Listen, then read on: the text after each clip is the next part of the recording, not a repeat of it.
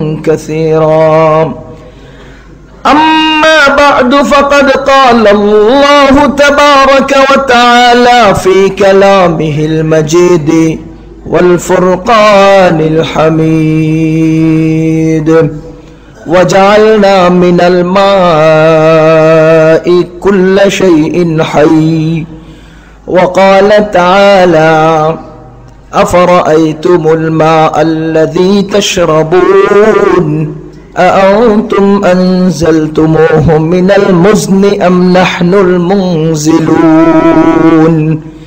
صدق الله العلي العظيم وصدق رسوله النبي الكريم ونحن على ذلك من الشاهدين والشاكرين والحمد لله رب العالمين.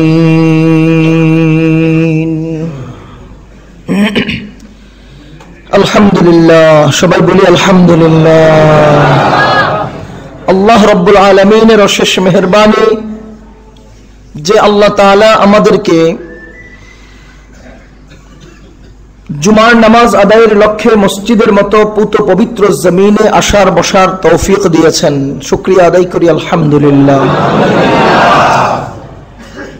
গত সপ্তাহে আমরা আলোচনা করেছিলাম ইজতেমা, বিশ্ব ইজতেমা কি, কেন, কোত্থেকে। আজকে আমার আলোচনার বিষয় আমি নির্ধারণ করেছি পানি। পানি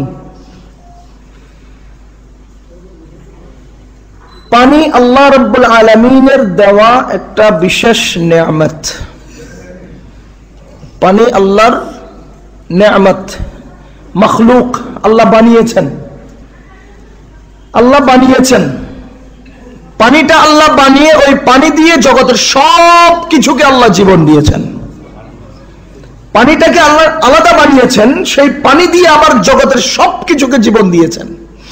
ওয়াজআলনা মিনাল মাই কুল্লা শাইইন হাই, দুনিয়ার সব কিছুকে আমি জীবন দিয়েছি পানি দিয়ে, পানি দ্বারা, পানি থেকে। এই যে টাইলস, এটা এমনি এমনি তৈরি হয় নাই, মেশিনে তৈরি করতে পানির ব্যবহার করা লাগছে। যত কিছু চোখে পড়ে, যত কিছু নজরে পড়ে, যত কিছু আমরা দেখি, সব কিছুর পানি দ্বারাই তাদের অস্তিত্ব লাভ করেছে।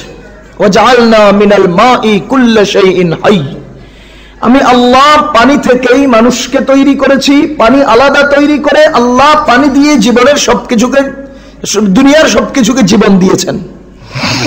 কিছুদিন আগে পত্রিকায় বললাম, আমেরিকার নাসা বৈজ্ঞানিক গ্রুপ, মহাকাশযান, যারা মহাকাশে বিভিন্ন জিনিস পাঠায়, মঙ্গল গ্রহ নামক একটা গ্রহ আছে, যেটা পত্র পত্রিকায় বা বিভিন্ন সায়েন্সের কিতাবে আমরা পাই। সেই মঙ্গল গ্রহ পৃথিবী থেকে 4,42,00,000 মাইল দূরে। মঙ্গল গ্রহে ওনারা ফেনিক্স বা রোভার জাতীয় মেশিন পাঠায়। ফেনিক্স অনেকবার পাঠিয়েছে। 1999 অক্টোবর মাসে একটা ফেনিক্স হারিয়ে গিয়েছিল, মঙ্গল গ্রহে হারিয়ে গিয়েছিল। তো আমার হাসি আসলো যে হজ করতে মানুষ যায়, লক্ষ লক্ষ মানুষ, সেখানে একজন হারিয়ে যায়। ইজতেমায় মানুষ জমায়েত হয়, লক্ষ লক্ষ মানুষ, এক দুজন হারিয়ে যায়। কিন্তু মঙ্গল গ্রহে ফেনিক্স গেলই একটা, ওটা আবার হারিয়ে গেল। এটা কেমন কথা হলো? পুরো ময়দানে আসেই একটা, কিভাবে হারায়? তার মানে তাদের কুদরতি নিয়ন্ত্রণের বাইরে চলে গেছে। মহান আল্লাহর নিয়ন্ত্রণ সবকিছুর ঊর্ধ্বে, তাদের কুদরতের বাইরে চলে গেছে, মানে হারিয়ে গেছে। আল্লাহু আকবার। যেটা বলতেছিলাম, সেই ফেনিক্স সেখানে গিয়েছে, রোবোটিক হাত দ্বারা সেখানে মাটির নিচে হাত ঢুকিয়ে দিয়েছে, মাটিগুলো এনে একটা গ্লাসের মধ্যে রাখলো, সেখান থেকে কুয়াশার মতো এক রকমের ধোঁয়া বের হলো। তারা স্যাটেলাইটের মাধ্যমে কম্পিউটারে সেটা দৃশ্য দেখলো এবং সমস্ত বৈজ্ঞানিকরা হাতের তালি দিয়ে নেচে কুদে মিষ্টি বিতরণ করে গেল। এজন্য যে মঙ্গল গ্রহে পানির সন্ধান পাওয়া গেছে, আদৌ কখনো সেখানে মানুষ ছিল অথবা ভবিষ্যতে কখনো মানুষ বসবাস করতে পারবে। পানির সন্ধান পাওয়া গেছে। পানির সন্ধান পাওয়া গেলেই যে মানুষ ছিল বা কেউ বসবাস করতে পারবে, এই কথাটা আপনি নতুন করে বলা দরকার নাই। আমার আল্লাহ 1400 বছর আগে ওয়াজআলনা মিনাল মাই কুল্লা শাইইন হাই, সব কিছুর জীবন আমি পানি থেকে দান করেছি। সুতরাং সেখানে যদি পানির সন্ধান পাওয়া যায়, কেউ বাস করতে পারবে বা আদৌ কখনো ছিল, এই কথাটা বলা আর দরকার হয় না। পানি থেকেই তো সবকিছুর জীবন, পানি থেকেই তো সবকিছুর জীবন। পানি আল্লাহর বিশেষ নেয়ামত বান্দার জন্য। এক গ্লাস পানির দাম কত? দুনিয়াতে এক গ্লাস পানির দাম কত? আখিরাতে এক গ্লাস পানির দাম কত? বাদশাহ হারুন রশিদ রাহিমাহুল্লাহু তাআলা বড় এক বুজুর্গ ছিলেন, বাদশাহ ছিলেন। বাদশাহ হারুন রশিদের সাথে একটা মজজুব টাইপের বুজুর্গ ছিলেন, তার নাম ছিল বাহলুল। একদিন বাদশাহ বলতেছেন, আমার জন্য এক গ্লাস পানি নিয়ে এসো। তো খাদেম এক গ্লাস পানি আনছেন, বাহলুল পাশে বসা। বাদশাহ পানিটা পান করবেন, এমন টাইমে বাহলুল বলে, বাদশাহজি আমার একটা কথা। কি কথা? বাদশাহ, মনে করেন আপনি এমন এক মরুভূমিতে আছেন যেখানে কোনো মানুষ নেই, ছায়া নেই, কোনো গাছগাছালি নেই, পানি নেই। সেই মরুভূমির কোন এক প্রান্তে গিয়ে আপনার পানির তীব্র পিপাসা লেগেছে, পানির পিপাসায় আপনি কাতর হয়ে গেছেন, ছটফট শুরু করেছেন। কোথাও কোনো পানি নেই, আপনার জীবন বিপন্ন, মরে যায় অবস্থা। এখন আপনি এক গ্লাস পানি কি পরিমাণ মূল্য দিয়ে ব্যবহার করবেন? বাদশাহ হারুন রশিদ বাহলুলকে উত্তর করেছেন, ও বাহলুল, যেখানে আমার জীবন যায়, আমার বাঁচার কোনো রাস্তা নেই। এক গ্লাস পানি যদি আমার হয়, এক গ্লাস পানি দিয়ে আমার কণ্ঠ ভিজেলে আমার জীবনটা বেঁচে যায়। এমন সময়, এমন পরিস্থিতি যদি হয়, সেই জায়গায় আমার পুরো জাহানটাকে বিক্রি করে হলেও এক গ্লাস পানি আমি গ্রহণ করে নেব। বাহলুল বলেন, বাদশাহ এবার আপনি পানিটা পান করুন। বাদশাহ পানিটা পান করে নিলেন। এরপরে বাহলুল আবার বলে, বাদশাহ আমার আরেকটা কথা আছে। কি কথা?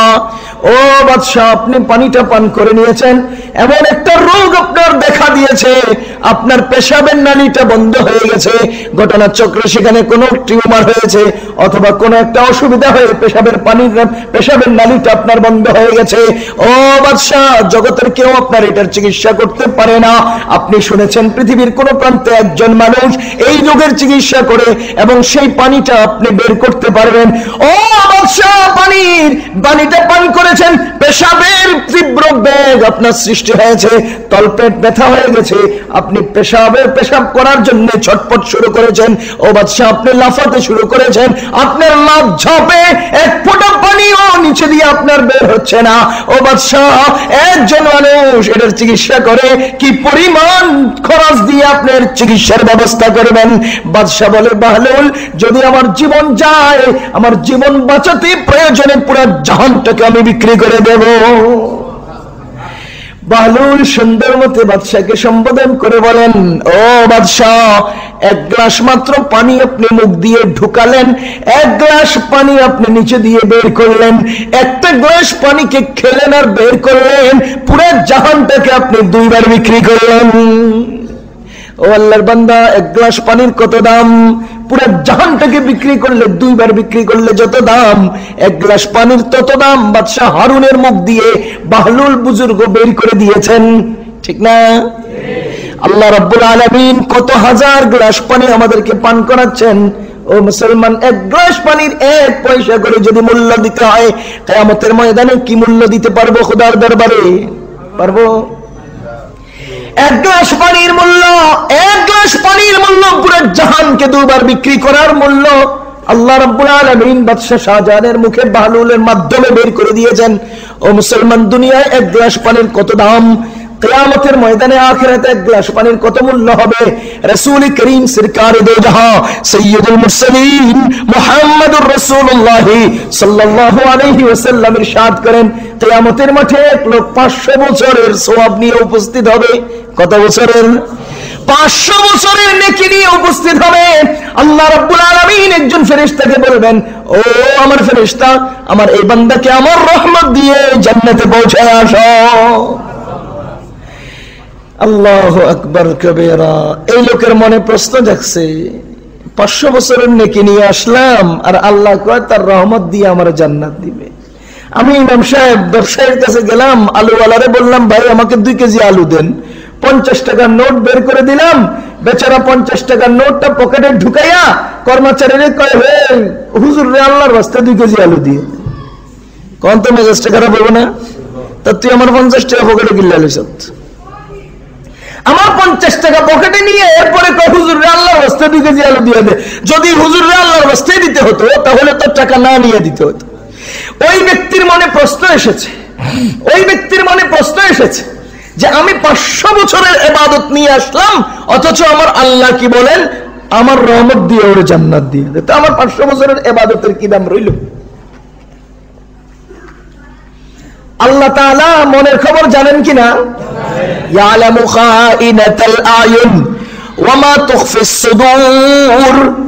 আল্লাহ রাব্বুল আলামিন বান্দার মনে কি কি আসে সব জানেন। ওই ব্যক্তির মনে কি কল্পনা এসেছে আল্লাহ জেনে গেছেন।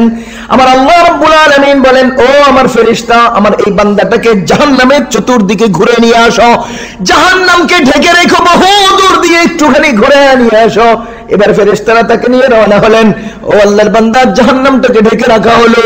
জাহান্নামের কত দূর যাওয়ার পরে ধীরে ধীরে জাহান্নামের সেই আগুনের তীব্রতায়, আগুনের সেই গরমে এই লোকটার কণ্ঠ শুকিয়ে গেল। পানির পিপাসায় সে আর কাতরাতে শুরু করলো।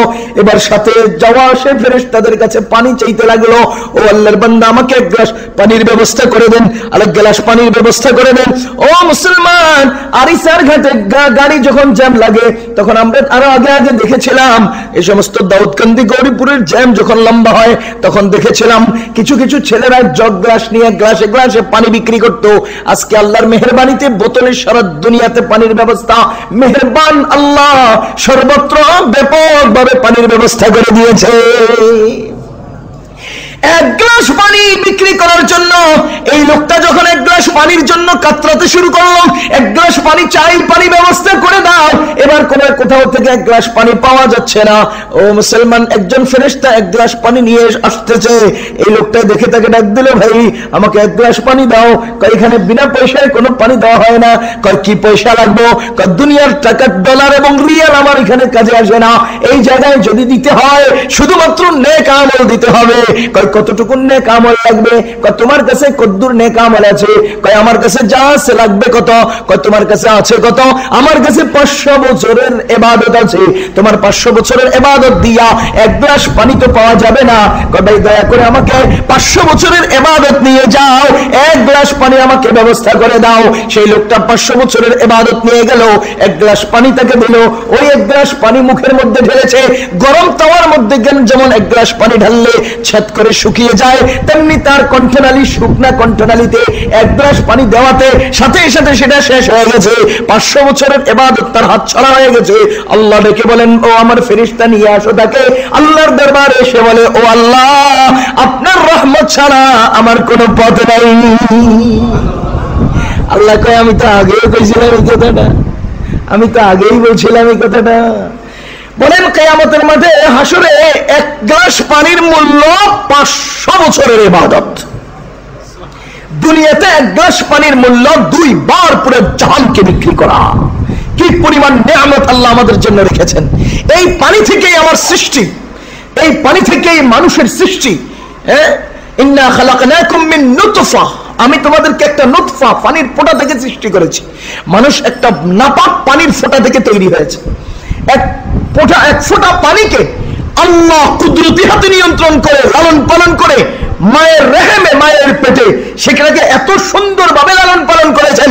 এক ফোঁটা পানির রূপ চেঞ্জ হতে হতে, পরিবর্তন হতে হতে আল্লাহ রাব্বুল আলামিন এক ফোঁটা পানির সাথে সংযোজন করতে করতে সেটাকে রক্ত বানিয়েছেন, সেটাকে হাড্ডি গোশত বানিয়েছেন, সেটাকে হাড্ডি জোড় করেছেন, তার উপরে চামড়ার প্রলেপ দিয়েছেন, গোশত প্রলেপ দিয়েছেন, তার উপরে চামড়ার প্রলেপ দিয়েছেন। হে মুসলমান, যেখানে 5টা আঙ্গুলের কাটা দরকার সেখানে আল্লাহ ভিতরে ভিতরে কেটেও দিয়েছেন। যেখানে নাকটা উঁচু হওয়া দরকার সেখানে ভিতরে ভিতরে নাকটা উঁচু হয়েছে।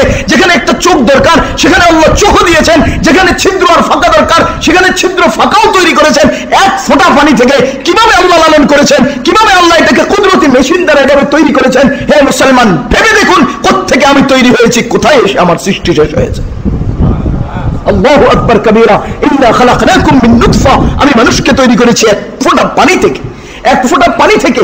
আমার আপনার অস্তিত্ব কোত্থেকে? পানি থেকে। আমার আপনার অস্তিত্ব কোত্থেকে? পানি থেকে। আমার আপনার বেঁচে থাকা পানি থেকে। আমি এক ফোঁটা পানি না পেলে মরে যাই। আল্লাহু আকবার কবীরা। এই পানি আল্লাহ জগতে আমাদেরকে তৈরি করেছেন কি দ্বারা? বাঁচিয়ে রেখেছেন কিসের দ্বারা? পানি দ্বারা। পানি আমাদের জন্য মস্ত বড় নেয়ামত। পানি আমাদের জন্য মস্ত বড় নেয়ামত, আল্লাহর দেওয়া মস্ত বড় নেয়ামত। এই পানি আমি বিস্তারিত আলোচনা না গিয়ে সংক্ষেপ সংক্ষেপ কথাগুলো বলে শেষ করতে চাচ্ছি। দুনিয়ার বুকে পানি অনেক আইটেমের। কিছু পানিকে আল্লাহ হালাল করেছেন, কিছু পানিকে আল্লাহ হারাম করেছেন। পানি এমন একটা সম্পদ, যে পানিটা খাবার, যে পানিটা দিয়ে আমরা কাপড় পরিষ্কার করি, যে পানি দিয়ে নাপাক পরিষ্কার করি, যে পানি দিয়ে আমরা গোসল করি, যে পানি দিয়েই সব দুনিয়ার সব কাজ চলে। একটা মাছ কেটে ওটাকে ধুই পানি দিয়ে, গোশত ধুই পানি দিয়ে, পেশাব করে পানি খরচ করি, স্তিনজা করে পানি খরচ করি, কাপড় ময়লা পানি দিয়ে ধুই, ক্ষুধা লেগে পিপাসা লেগেছে পানি খাই, ওযুর দরকার পানি দিয়ে, গোসল দরকার পানি দিয়ে। মোট কথা চতুর্মুখী কাজে আল্লাহ এই পানিকেই ব্যবহার করছে। পানি এমন একটা জিনিস, একদিকে হাদিসের কিতাবে, ফিকহের কিতাবে আছে কোন খাদ্য দ্রব্য দ্বারা ইস্তেঞ্জা করা জায়েজ নেই। আপনি রুটি দিয়ে ইস্তেঞ্জা করবেন, ঢিলে করবেন, নো। ভাত খানা দিয়ে বা গোশতের টুকরা দিয়ে ইস্তেঞ্জা করবেন, ঢিলে করবেন, নো। কিন্তু পানি এমন একটা খাবার, পানি এমন একটা পানীয় খাদ্য, যার দ্বারা ইস্তেঞ্জা করার বৈধতা ইসলামে রয়েছে। পানিকে আল্লাহ ব্যাপক করে দিয়েছেন, কারণ পানির প্রয়োজন মানুষের ব্যাপক হারে প্রয়োজন হয়। যত যে জিনিসটা বেশি প্রয়োজন আল্লাহ সেটাকে উন্মুক্ত করে দিয়েছেন সেভাবে। যেটার প্রয়োজন কম সেটা পাওয়াও যায় কম, যেটা প্রয়োজন কম সেটার মূল্য বেশি, যেটার প্রয়োজন বেশি সেটার মূল্য কম। পানির প্রয়োজন বেশি, মূল্য কম, ঠিক না ঠিক? আল্লাহ করেছেন। কে করেছেন? যা আল্লাহ করেছেন। এই পানি কিছু হালাল পানি আছে, কিছু হারাম পানি আছে। এর মধ্যে আমাদের টিউবওয়েলের পানি হালাল, আসমানের বর্ষিত পানি হালাল, কি বলে নদীর পানি হালাল, বরফ গলিত পানি হালাল, পাহাড় থেকে নির্গত সেই ঝর্ণার পানি হালাল। পক্ষান্তরে পেশাব এটাও পানি, কিন্তু পেশাব হারাম। বলেন পেশাব হারাম, নাপাক। মদ, মদ মদ চিনেন না? মদ সেটাও পানি। মদ কি হালাল? মদ হারাম। কুল্লু মুস্কির হারাম, সমস্ত মদের সব আইটেম হারাম, এক ফোঁটাও হারাম। সুতরাং হারাম পানিও আছে, হালাল পানিও আছে। আল্লাহ এক গ্রুপ একই জিনিসকে দুভাগে বিভক্ত করেছেন কেন? মানুষদেরকে পরীক্ষা করার জন্য। একই জিনিসকে দুভাগে বিভক্ত করেছেন কেন? মানুষকে পরীক্ষা করার জন্য। শুকরের গোশতকে আল্লাহ হারাম করেছেন, গরুর গোশতকে আল্লাহ হালাল করেছেন। এটাও গোশত, সেটাও গোশত, কিন্তু আল্লাহ দুভাগ করে দিয়েছেন কেন? মানুষকে বিবেচনা করার জন্য, মানুষকে পরীক্ষা করার জন্য। কে শুকরের গোশত খায়, কে গরুর গোশত খায়, আল্লাহর হুকুম মেনে কে সাধারণ পানি খায়, আর আল্লাহর হুকুম অমান্য করে কে মদ খায়, সেই জিনিসটাকে আল্লাহ তাআলা বিবেচনা কি বলেন পরীক্ষা করার জন্যই আল্লাহ দুনিয়ার বুকে দুই ভাগে বিভক্ত করে সব কিছুকে আল্লাহ তৈরি করেছেন। দেখেন পানির অনেকগুলো আইটেম। মহান আল্লাহ দুনিয়ার সম্পত্তিগুলো দিয়েছেন পানি থেকে। ওয়ানজালনা মিনাস সামাই মাআন ফাআখরাজনা মিনাস সামারাত, আমি আল্লাহ আসমান থেকে পানি নাযিল করেছি এবং এই শুকিয়ে যাওয়া জমিনটা, একদম ফেটে যাওয়া জমিনটা উর্বর হয়ে গেছে। সেখান থেকে গাছগাছালি উৎপাদিত হয়েছে, তোমাদের জন্য ফসল উৎপাদিত হয়েছে, ফল ফলাদি উৎপাদিত হয়েছে। সমস্ত আইটেমের ফল ফলাদি সেই জমিন থেকে উৎপাদন হচ্ছে। রিজকাল লাকুম, তোমাদের জন্য রিজিক হিসেবে, সব তোমাদের জন্য, সব তোমাদের জন্য। আফরাআইতুমুল মা আল্লাযী তাশরাবুন, তোমরা কি কখনো সেই পানি সম্পর্কে চিন্তা করেছো যে পানি তোমরা পান করো? আফরাআইতুমুল মা আল্লাযী তাশরাবুন, তোমরা কি সেই পানি সম্পর্কে চিন্তা করেছো যে পানি তোমরা পান করো? আনতুম আনজালতুমুহু মিনাল মুজনি আম নাহনুল মুনজিলুন, আল্লাহ জিজ্ঞেস করেন সেই মেঘখণ্ড থেকে এই পানি তোমরা নাযিল করো না আমি আল্লাহ নাযিল করি? মানুষ নাযিল করে না আল্লাহ নাযিল করে? মানুষ নাযিল করেন, আল্লাহ নাযিল করেন। ফারাআইতুমুল মা আল্লাযী তাশরাবুন, আমি যে পানি না, তোমরা যে পানি পান করো সেই পানি সম্পর্কে তোমরা কি একটু ভেবে দেখেছো, কল্পনা করে দেখেছো, চিন্তা করে দেখেছো? আনতুম আনজালতুমুহু মিনাল মুজনি আম নাহনুল মুনজিলুন, এই পানি কি আমি নাযিল করি মেঘখণ্ড থেকে, না তোমরা নাযিল করো? আল্লাহ রাব্বুল আলামিন বলেন আমি ইচ্ছা করলে সেই পানি বন্ধ করে দিতে পারি, তারপরেও কি তোমরা নাশুকরি করবে, আমি আল্লাহর বন্দেগী ছেড়ে দেবে, আল্লাহকে ভুলে যাবে? আল্লাহ ইচ্ছা করলে বন্ধ করে দিতে পারেন কিনা? জোরে বলেন পারেন কিনা? ও আল্লাহর বান্দা মুসলমান, দুর্ভিক্ষ তৈরি হয় কেন? যাহারাল ফাসাদু ফিল বাররি ওয়াল বাহরি বিমা কাসাবাত আইদিন নাস। জমিনে দুর্ভিক্ষ তৈরি হয় মানুষের হাতের কামাইয়ের কারণে। মানুষ যখন আল্লাহকে সবকিছু ছেড়ে ভুলে যায়, আল্লাহর সমস্ত নিয়ামতকে অস্বীকার করে। ও মুসলমান, আল্লাহ সূরা ইব্রাহিমের মধ্যে বলেন লা ইন শাকারতুম লা আযীদান্নাকুম ওয়া লা ইন কাফারতুম ইন্না আযাবি লাশাদীদ। আমি আল্লাহ তোমাদেরকে যে নিয়ামত দিয়েছি, নিয়ামত শুধু বাড়িয়ে দেব, বাড়িয়ে দেব, বাড়িয়ে দেব। আল্লাহ রাব্বুল আলামিন নিয়ামত দিতে জানেন, নিতে জানেন না। আল্লাহ নিয়ামত দিতে জানেন, নিতে জানেন না। ওয়ালা ইন কাফারতুম ইন্না আযাবি লাশাদীদ। এই আয়াতের দ্বিতীয় অংশে আল্লাহ যে কথাটা বলেছেন, এর দ্বারা বোঝা যায় আমরা হতভাগা মানুষ, পেতে জানি, রাখতে জানি না। আল্লাহ দিতে জানেন, নিতে জানেন না। লা আযীদান্নাকুম দ্বারা বোঝা যায় আল্লাহ শুধু দিতে জানেন, শুধু দিতে জানেন, শুধু দিতে জানেন। ওয়ালা ইন কাফারতুম ইন্না আযাবি লাশাদীদ। আর আমরা হতভাগা কপাল পোড়া মানুষ, পাইতে জানি, রাখতে জানি না। এটা আমাদের দোষ। আল্লাহ কাউকে যে একদম মহাট্টালিকার থেকে একদম লাঠি মেরে নিচে ফেলে হাতের মধ্যে পেট উঠিয়ে দেন, এটা কারণ আল্লাহর কোনো দোষ নেই, তার দোষ নিজে পেয়েছিল, রাখতে জানে নাই, পেয়েছিল, রাখতে জানে নাই, পেয়েছিল, রাখতে জানে নাই। হে আল্লাহর বান্দা, আমি আপনাকে কলম দিয়েছি ব্যবহার করার জন্য, বলে দিয়েছি কারো বিরুদ্ধে মামলা লিখিস না। আপনি পট করে আরেকজনের বিরুদ্ধে মামলা লিখে দিলেন, বুঝা গেল আমার মন মতো আপনি কলমটা ব্যবহার করতে পারলেন না। পরের দিন আমি যদি ছিনিয়ে নিয়ে যাই, এটা কি আমার দোষ না আপনার দোষ?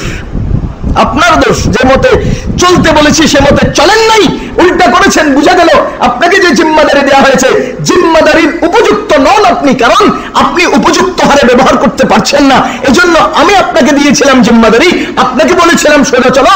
আপনি যখন উল্টা চলা শুরু করেছেন, আমার দেওয়া সেই সিংহাসন আমি আবার টেনে নিয়ে যাবো, এটা আমার ইচ্ছা, এটা আমার ইচ্ছা। আমি দিয়েছিলাম, আমি নিয়ে যাবো, এটা আমার ইচ্ছা। মহান আল্লাহ দেন, মহান আল্লাহ নেন। কুলিল্লাহুম্মা মালিকাল মুলক তুতিল মুলকা মান তাশা তানজিউল মুলকা মিম্মান তাশা। আপনিই তো সমস্ত নিয়ন্ত্রণের মালিক, সমস্ত সিংহাসনের মালিক, সমস্ত শক্তির মালিক। আপনি যাকে ইচ্ছা সিংহাসন দান করেন, যার থেকে ইচ্ছা সিংহাসন ছিনিয়ে নেন, আর যাকে ইচ্ছা আপনি দান করেন। ইন্নাল আরদা লিল্লাহি ইউরিসুহা মান ইয়াশা। জমিনের মূল মালিক আপনি, জমিনের প্রকৃত মালিক আপনি। যাকে যখন, যতদিন, যতক্ষণ প্রয়োজন, আপনি যাকে ইচ্ছা তাকে ওয়ারিস বানান, মালিক বানান না। ওয়ারিস বানান, মালিক বানান না। আপনি মালিক, মালিক কে? আমরা হলাম ওয়ারিস। আমরা কি? এই জন্যই আমরা মরে যাওয়ার পরে সাদা কাপড় পরানোর আগেই আমাদের সন্তানরা আমাদের সেই সম্পত্তি নিয়ে টানা হেঁচড়া শুরু করে। আমি যদি মালিক হতাম মরতাম না। আমি যদি মালিক হতাম এই মালিকানায় আরেকজন হস্তক্ষেপ করতে পারতো না। আমি মালিক নই বলে আমার মরে যাওয়ার পরে, কবরে যাওয়ার আগে, খাটিয়ে উঠার আগে, সাদা কাপড় পরার আগেই আমার সন্তানরা, আমার আত্মীয় স্বজন, আমার দেশের ওই জালিমরা আমার সম্পত্তি নিয়ে টানা হেঁচড়া শুরু করে। কেন? আমি মালিক নই, আমি আল্লাহর দেওয়া সময় পরিমাণ ওয়ারিস হয়েছিলাম মাত্র। এজন্য মুসলমান, আল্লাহর দেওয়া নেয়ামতের শুকরিয়া আদায় করব। আল্লাহ আমাদেরকে পানি একটা নেয়ামত দিয়েছেন। তোমরা কি পানি যেগুলো তোমরা পান করো এই সম্পর্কে একটু কল্পনাও করে দেখো না, চিন্তাও করে দেখো না? এটা কি তোমরা আসমান থেকে নাজিল করো না? আমি আল্লাহ নাজিল করি। আল্লাহ নাজিল করেন। পানি নাজিল করেন কে?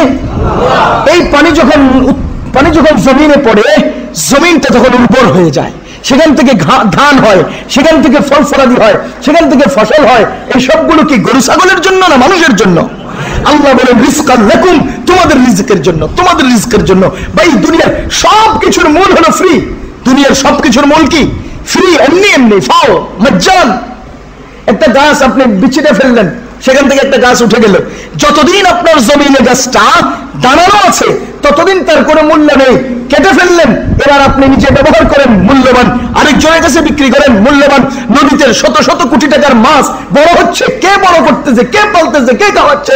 আপনি শুধু 3000 টাকার একটা জাল দিয়ে আপনি মানলেন, মাছটা উঠে গেল, বাজারে আনলেন, আপনার কাছে সেটার মূল আপনি আনতে গেলে কোনো মূল্য দিয়ে আনেননি, আপনাকে আল্লাহ তাআলা ফ্রি ফ্রি হাতে উঠিয়ে দিয়েছে।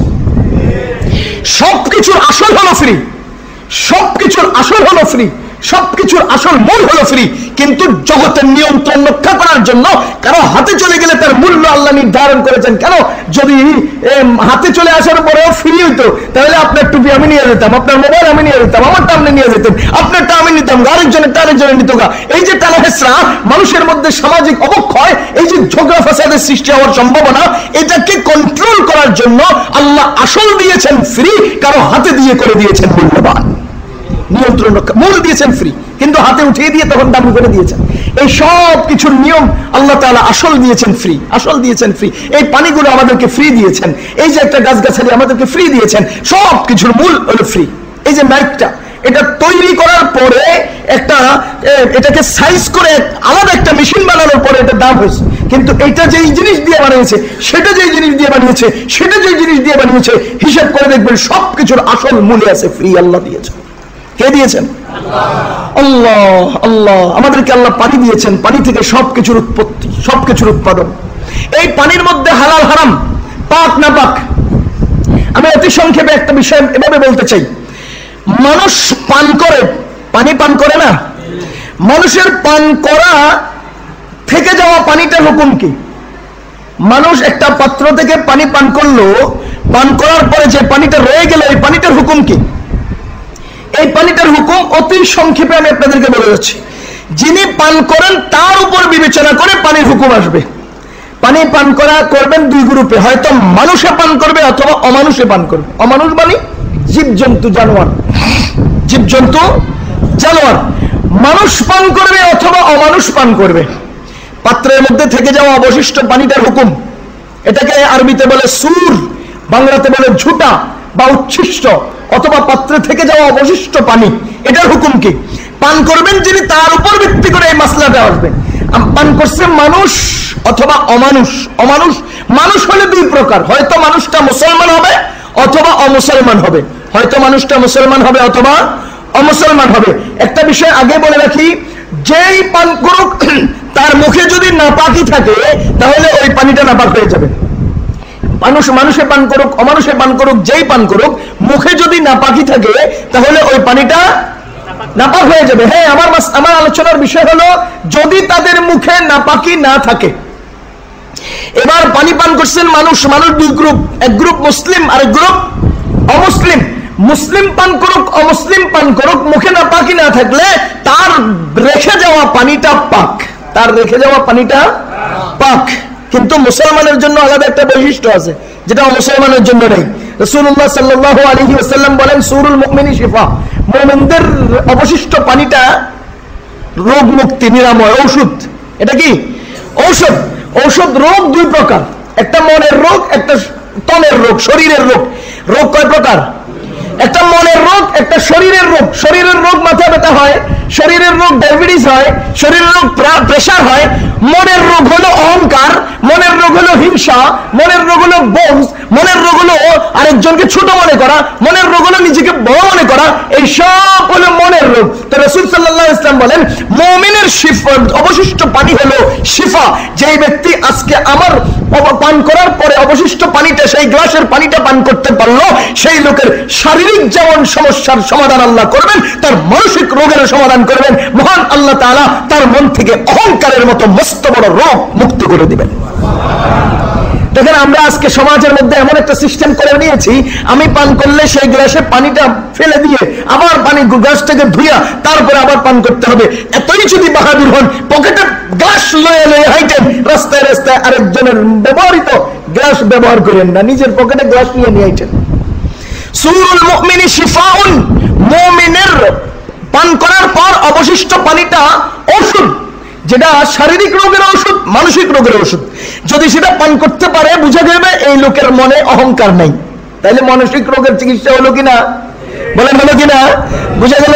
আমাদের মুমিন মুসলমানদের থেকে যাওয়া, রেখে যাওয়া পানিটা, অবশিষ্ট পানিটা যদি কেউ পান করে, আল্লাহ তার রোগ মুক্ত করেন। আর কাফেরদের রেখে যাওয়া পানিটা পাক, কিন্তু সেটার মধ্যে রোগ মুক্তি নেই, সেটার মধ্যে রোগ মুক্তি নেই। মুসলমানদের জন্য রোগ মুক্তির আশ্বাস। দ্বিতীয় নম্বর, যারা পানি পান করবে এরা অমানুষ, মানুষ না, জানোয়ার, জীবজন্তু। ওগুলো আবার দুই প্রকার, হয়তো সেটা পশু হবে অথবা পাখি হবে, সেটা পশু হবে অথবা পাখি হবে। যদি পশু হয় তাহলে আবার দুই প্রকার, হয়তো সেটা হালাল হবে অথবা হারাম হবে।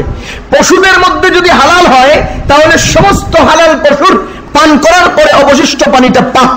অবশিষ্ট পানিটা কি? পাক। আর সমস্ত হারাম পশু আবার দুই প্রকার। হারাম পশু আবার কয় প্রকার? দুই প্রকার। হয়তো মানুষের কাছে কাছে থাকবে অথবা মানুষ থেকে দূরে দূরে থাকবে। হয়তো মানুষ থেকে কাছে কাছে থাকবে অথবা মানুষ থেকে দূরে দূরে থাকবে। কাছে থাকবে যেমন বিড়াল, দূরে থেকে যেমন কুকুর। এজন্য ফুকাহায়ে কেরাম উমুমে বালওয়া একটা শব্দ উচ্চারণ করে বলেন যে এই বিড়াল যেহেতু মানুষের বেশি বেশি কাছে কাছে থাকে, এজন্য বিড়ালের ঝুঁটা, বিড়ালে পান করা অবশিষ্ট পানি এটা নাপাক নয়, মাকরু। আর মানুষ যে সমস্ত পশু হারাম এবং মানুষ থেকে দূরে দূরে থাকে, এই সমস্ত পশুর পান করা অবশিষ্ট পানি নাপাক। সেটা দ্বারা ওযু চলবে না, কাপড় ধোয়াও চলবে না, ইস্তিনজাও চলবে না, কাউকে পান করাও চলবে না। সেটা হলো সব নাপাক পানি।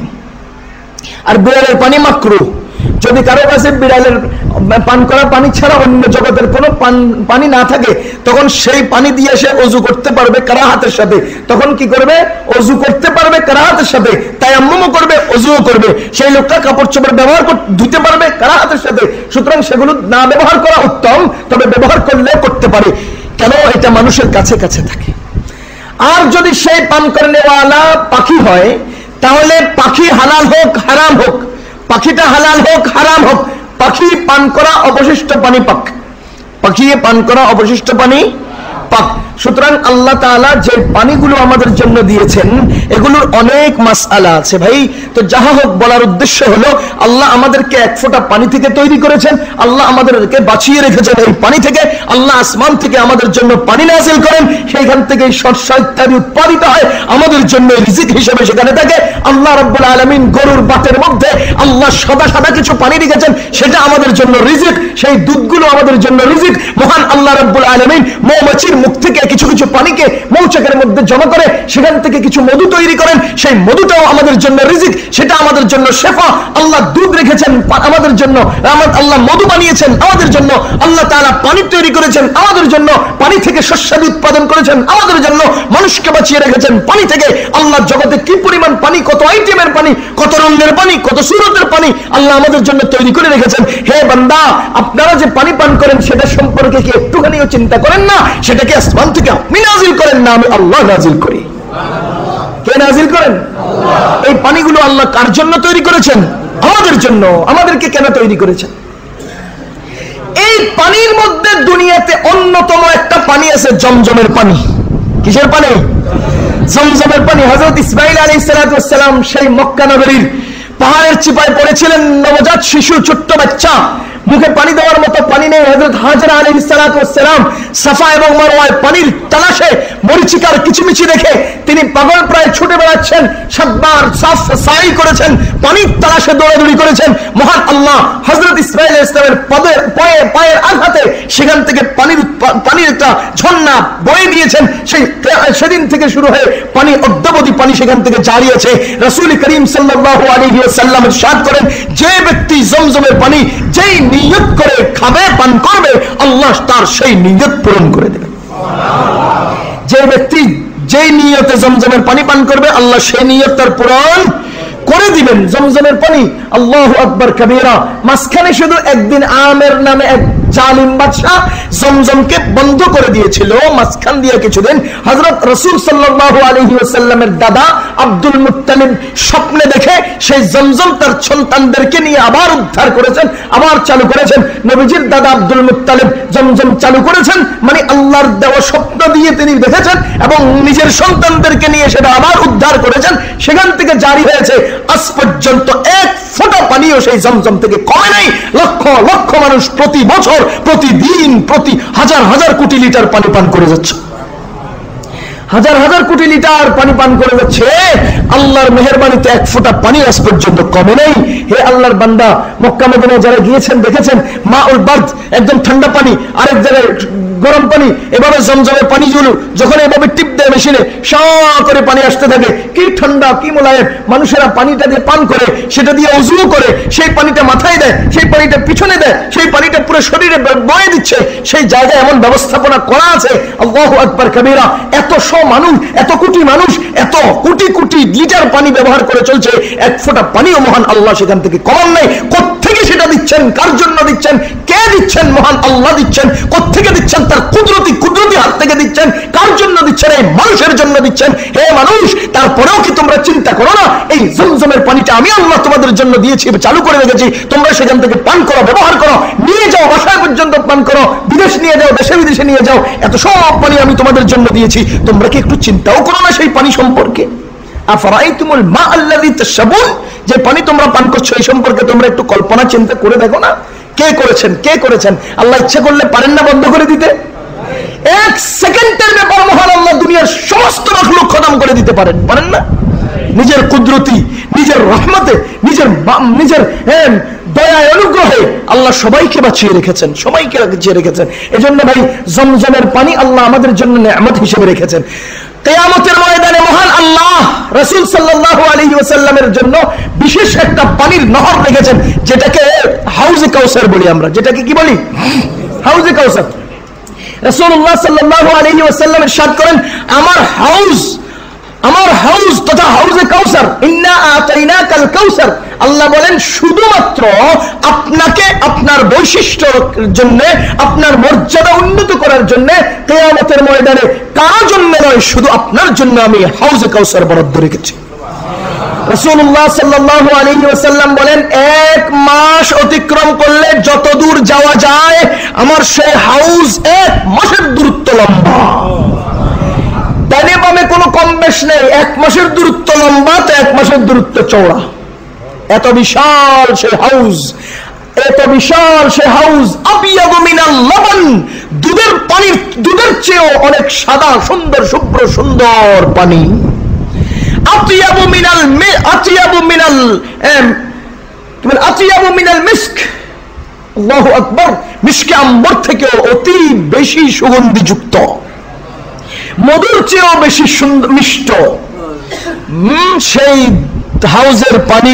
রাসূল সাল্লাল্লাহু আলাইহি ওয়াসাল্লাম বলেন, যে লোকের কণ্ঠ অতিক্রম করে এক ফোঁটা পানি ভিতরে যাবে আর কখনো তার পানির পিপাসা হবে না,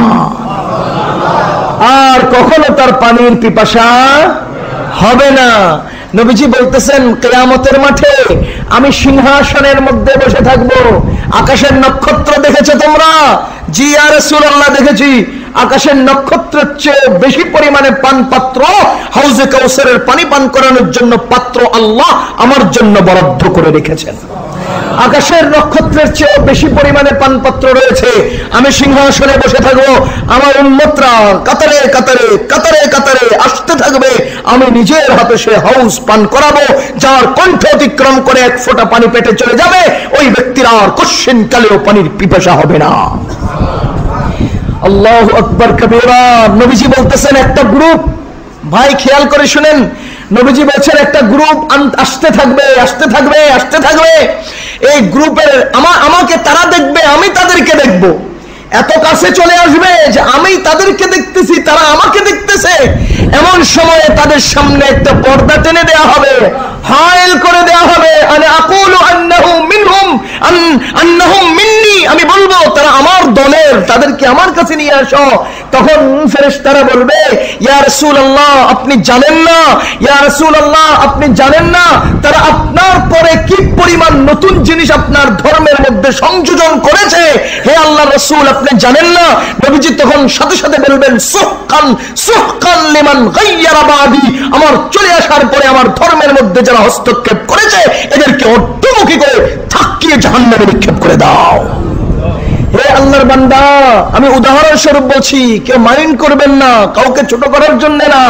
আজকে বাংলাদেশে রাষ্ট্রীয়ভাবে, সরকারিভাবে একান্ত একটা প্রয়োজনীয় কাজ করেছেন মুক্তিযোদ্ধা যারা, তাদেরকে মূল্যায়ন করেছেন, তাদের জন্য ভাতা রেখেছেন, তাদের সন্তানদের জন্য আলাদা কোটা রেখেছেন। এগুলো হওয়া দরকার, তাদের অক্লান্ত পরিশ্রমেদের স্বাধীন হয়েছে। কিন্তু আজকে কিছু লোক এমন আছেন যারা লিস্টি করার সময় স্বজন প্রীতি করেছেন, যারা লিস্টি করার সময় স্বজন প্রীতি করেছেন, এই জন্য যুদ্ধের বছর ল্যাংটা ছিলেন, আজকে তারা মুক্তিযোদ্ধা। এরকম লিস্টির মধ্যেও মানুষকে পাওয়া যায়, যায় কিনা? কিন্তু আজকের দুনিয়ার কোন রাডারে তারা ধরা খাচ্ছে না। এরা যে আসল আসল আসল মুক্তিযোদ্ধা না নকল মুক্তিযোদ্ধা, শুধু রাষ্ট্রীয় পর্যায়ে ফায়দা লুটে নেওয়ার জন্য তারা সেখানে নাম দিয়েছে।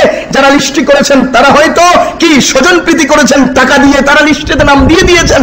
হে আল্লাহর বান্দা, ঠিক তেমনি ভাবে কিয়ামতের ময়দানে আসল উম্মতের ফাঁকে ফাঁকে নকল উম্মতেরা ঢুকে যাবে। আসল উম্মতের লাইনে ফাওতাবাজ ভণ্ড এবং ভ্রান্ত উম্মতেরা ঢুকবে, নবীজির কাছে চলে আসবে। আল্লাহ রাসূল বলেন, আমিও দেখবো, তারাও আমাকে দেখবে। এমন সময় রাডার মেশিনে ধরা পড়বে, মাঝখানে পর্দা দেওয়া হবে। আর ফেরেশতাদেরকে আমি বলবো, এরা তো আমার দলের, এদেরকে কেন তোমরা পর্দাবৃত করেছ? আল্লাহ রাসূলকে ফেরেশতারা বলবেন, ইয়া রাসূলুল্লাহ, আপনি তো জানেন না এরা আপনার পরে কি পরিমাণ কাজ করেছে, কেমন ধর্মের মধ্যে সংযোজন নিয়োজন করেছে। আল্লাহ রাসূল সাথে সাথে বলেন, সুক্কান সুক্কান লিমান গায়্যারা বাদি, আমার পরে যারা আমার ধর্মে চেঞ্জ করেছে, পরিবর্তন করেছে, এরা এক নম্বর মুক্তিযোদ্ধা নয়, এরা আমার এক নম্বর উম্মত নয়, এরা ধোঁকাবাজ, আসল উম্মতের লাইনে ঢুকছে। এদেরকে কান ধরে অর্ধমুখী করে জাহান্নামে নিক্ষেপ করে দিয়ে আসো। ধরা খেয়ে যাবে কিয়ামতের ময়দানের রাডার মেশিনে, ধরা খেয়ে যাবে কিয়ামতের ময়দানের রাডারে, ধরা খেয়ে যাবে কিয়ামতের ময়দানের সিসি ক্যামেরায়, ধরা খেয়ে যাবেন, ধরা খেয়ে যাবেন। চিন্তা করেন নিজের ধর্মের মধ্যে কে কম করেছেন, কে বাড়িয়েছেন, কে বাড়িয়েছেন, কে বাড়িয়েছেন, কোন বিষয়টা বাড়িয়েছেন। আল্লাহু আকবার বলতে শুরু করলে আপনারা তখন কারো কারো মনে কষ্ট দেবো, এই জন্য বলতে চাচ্ছি না। শুধু এতটুকুন বলবো, আপনাদের কাছে স্পষ্ট কারা আজকে ধর্মের মধ্যে নতুন জিনিস আবিষ্কার করে মানুষদেরকে সেখানে উদ্বুদ্ধ করতে চাচ্ছে। খোদার কসম, খোদার কসম, খোদার কসম, নবীজি সাল্লাল্লাহু আলাইহি ওয়াসাল্লাম বলে দিয়েছেন, আমি তাদেরকে অর্ধমুখী করে জাহান্নামে নিক্ষেপ করার জন্য হুকুম করে দেব। এজন্য সাবধান, সাবধান। এত সহজে আল্লাহ রাসূলের হাউস থেকে বঞ্চিত হবেন না, আল্লাহ রাসূলের হাউস থেকে বঞ্চিত হবেন না। যে ব্যক্তি নবীজির হাতে হাউস পান করতে পারবে, হাউজে কাউসারের এক ঢোক পানি পান করতে পারবে, ওই লোকটার জন্য জান্নাত বরাদ্দ এবং আজীবন তার আর পানির পিপাসা হবে না, আজীবন আর পানির পিপাসা হবে না। এজন্য ভাই নবীজির হাউজে কাউসার পান করার আগ্রহ সবার আছে না? সবার আছে না ভাই? সবার আছে না? আল্লাহ আমাদের সবাইকে নবীজির সুপারিশের সুরত করে দিক। আল্লাহ আমাদের সবাইকে নবীজির হাতে হাউজে কাউসারের ব্যবস্থা করে দিক। আল্লাহ আমাদের সকলকে নবীজির এক নম্বর ভেজাল মুক্ত উম্মতের কাতারে আসার তৌফিক দান করুন।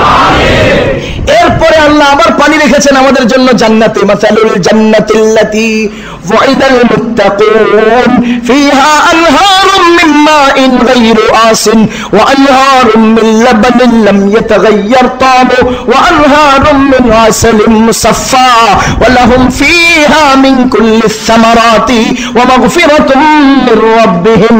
আমি আল্লাহ রাব্বুল আলামিন আমার নেককার উম্মতের বান্দার জন্য যে জান্নাতের ওয়াদা করেছি, সেই জান্নাতে পানির নহর প্রবাহিত হবে, সেই জান্নাতে পানির নহর প্রবাহিত হবে। ও মুসলমান, বাংলাদেশে উল্লেখযোগ্য সবচেয়ে সুন্দর জায়গা হলো সংসদ ভবন। সংসদ ভবনের চতুর্দিকে কি সুন্দর লেকগুলো বয়ে চলছে।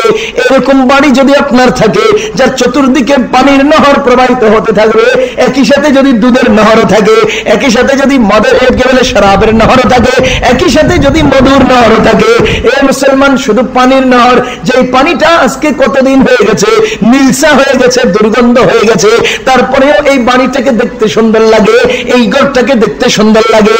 ও মুসলমান, স্বচ্ছ পানি যার রং জীবনে চেঞ্জ হবে না, যে স্বচ্ছ দুধ যার রং কখনো চেঞ্জ হবে না, যার স্বাদ কখনো পরিবর্তন হবে না, এমন স্বচ্ছ মধু, দুনিয়ার সমস্ত মধুকে একত্র করলে যত উন্নত হবে, তার থেকে উন্নত মধুর নহর সেখানে থাকবে, শরাবের নহর সেখানে থাকবে। এত সুন্দর পানীয় ব্যবস্থা আল্লাহ সেখানে রেখে দিয়েছেন। ও মুসলমান, জান্নাতের সেই পানি আল্লাহ নেককার উম্মতদের জন্য, নেককার ঈমানদার বান্দাদের জন্য ওয়াদা করে রেখেছেন। আ'দাতু লিইবাদিয়াস সালিহিনা মা লা আইনুন রাআত ওয়া লা উযুনুন সামিআত ওয়া লা খাতারা আলা কলবি বাশার। আমি আমার নেককার ঈমানদার বান্দাদের জন্য এমন জান্নাত রেখে দিয়েছি যার কল্পনা কেউ করতে পারে নাই, যার দৃশ্য কখনো কেউ দেখে নাই, যার বর্ণনা কখনো কেউ শুনে নাই। ও মুসলমান, বর্ণনা দিয়ে শেষ করা যাবে না, এত সুন্দর পানির নহর সেখানে রাখা আছে। দুনিয়ার বুকে আমি পানি থেকে সৃষ্টি হয়েছি, পানি দিয়ে আমার উৎপাদন, পানি দিয়ে আমার যে বেঁচে থাকা, পানি থেকে আমার শস্য ফলাদি ইত্যাদি উৎপাদিত হচ্ছে। সেই পানি আমার জন্য দুধ হিসেবে আল্লাহ রেখেছেন, পানি আল্লাহ আমার জন্য মধু হিসেবে রেখেছেন। সেই পানির জমজম কূপ থেকে পানি আমাকে দান করছেন, টিউবওয়েল থেকে পানি আমাকে দান করছেন। ও মুসলমান, কিয়ামতের ময়দানে আল্লাহ রাসূলের হাউজ থেকে আমাকে পানি আল্লাহ পান করাবেন। জান্নাতেও আল্লাহ আমার জন্য পানি বরাদ্দ রেখেছেন। সর্বত্র পানি আর পানি, পানি আর পানি। এই সমস্ত পানিকে আল্লাহ পরিবর্তন করে কখনো আল্লাহ মর্যাদা দিয়েছেন, কখনো আল্লাহ মর্যাদা ক্ষুণ্ণ করেছেন, কোথাও মর্যাদা দিয়েছেন, কোথাও মর্যাদা কম দিয়েছেন।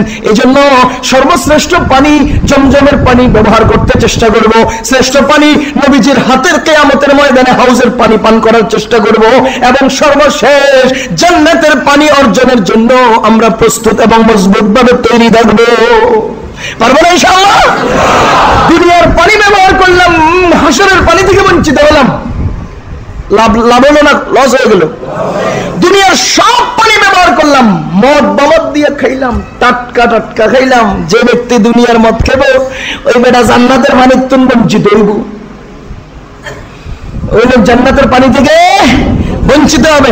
এখন দুনিয়ার এই খরচটাই মানুষে বানাইলো, এই পানি কি বলে, মানুষের বিভিন্ন আইটেমের পদার্থ দিয়ে এটাকে, কেমিক্যাল দিয়ে এটাকে তৈরি করেছে, মদ বানাইছে বা পানি অন্যান্য দ্রব্য তৈরি করছে। এগুলো খাইয়া জান্নাতের পানি থেকে বঞ্চিত হওয়া বুদ্ধিমানের কাজ হবে না বেকুবি হবে? এই জন্য বুদ্ধিমানের কাজ হবে দুনিয়ায় যেগুলো হারাম পানি সেগুলো ছেড়ে দাও, দুনিয়ায় যেগুলো হারাম পানি ছেড়ে দাও। জান্নাতের হালাল পানির অপেক্ষায় দুনিয়ার হারাম পানি ছাড়াও, হাসরের ময়দানে নবীজির হাতের সেই হাউজে কাউসারের পানির অপেক্ষায় দুনিয়ার হারাম পানি ছাড়াও, জান্নাতের পুত পবিত্র স্বচ্ছ সেই পানির অপেক্ষায় দুনিয়ার নাপাক পানি ছাড়ো ছাড়ো ছাড়ো। আল্লাহর পথে আসো, হারাম ছেড়ে দাও, হালাল পথ ধরো, দ্বীনের উপর চলো, বদ্দীন ছাড়ো। এই আবেদন, এই আমন্ত্রণ আল্লাহ তাআলা আমাদের সকলকে আল্লাহর দ্বীন বুঝে দ্বীনের উপরে সুষ্ঠুভাবে চলার তৌফিক দান করুক বলি আমিন।